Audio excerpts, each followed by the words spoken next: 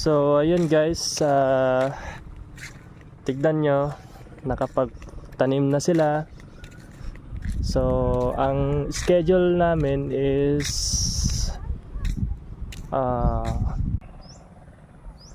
so yan, ang ganda, fresh ang hangin, ang naririnig mo, konting sasakyan, konting motor lang, ganun.